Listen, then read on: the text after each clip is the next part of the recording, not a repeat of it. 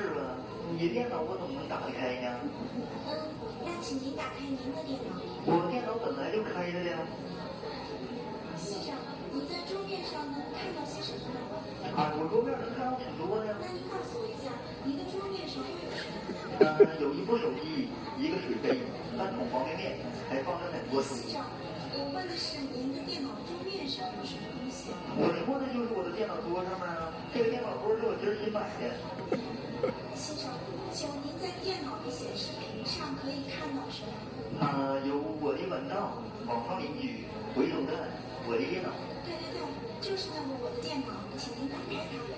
哎呀妈呀，终于找到地盘了，谢谢你啊，小姐，再见。不客气，再见。你好，168号客服代表为您服务，请问有什么可以帮您？我新买的电脑硬件有严重的缺陷。请您的机器是什么型号的？长方形的。请您的机器哪里有缺陷呢？我的电脑上吧，按键少一个。您好，先生，我们的产品的开封合格率为100%，从未出现过此类现象。那请问您的电脑具体缺少的是哪个键呢？我刚刚吧安装了一个软件，然后系统提示我按任意键退出。我找了半天，发现你们的电脑上根本就没有任意键。先生，您随便按哪个键都行。小姐，你怎么这么不负责任呢？随便按，如果按坏了怎么办呢？我这可是新买的电脑。那先生，请您按下空格键。哪个是空格键啊？键盘上最长的那个键。可以啊，你是实习生吧？你有这么多手机，你早点告诉我按空格键实在是期间不就行了吗？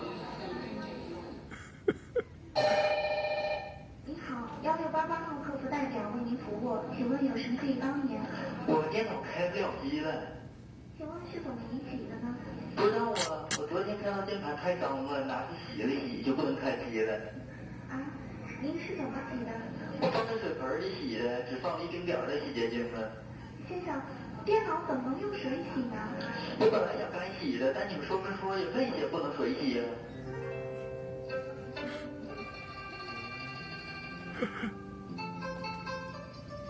这个大陆，因为大陆真的他们的那个我们的进步是慢慢上去的，他们的是用跳的。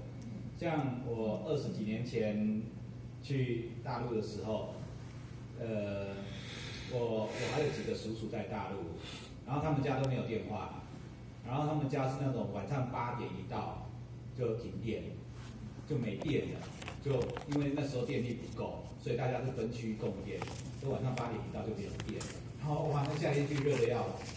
他们没有室内电话，但是他们每个人有手机，有 BB call， 那个时候只有 BB call 的，他们就是偷了，然后就用 BB call 回扣，可是他们没有室内电话，那个就是他们那个进步跳得太快了。像我大概民国102年还是103年去重庆，然后那时候重庆正开始建设，然后他们那个住宅大楼一盖17、8层、20几层，很壮观哦。结果你到那边，你一看发现它没有电梯，没有电梯，对他们就是10阶8层拉起来，然后他也没有简单反正嘛就是楼梯嘛，就是爬楼梯。